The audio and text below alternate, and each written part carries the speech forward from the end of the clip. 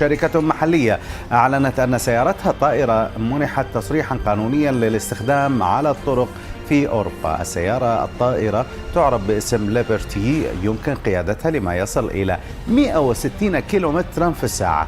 سيبدأ تسليم الطائرة التي تصل قيمتها إلى 400 ألف يورو اعتبارا من عام 2022.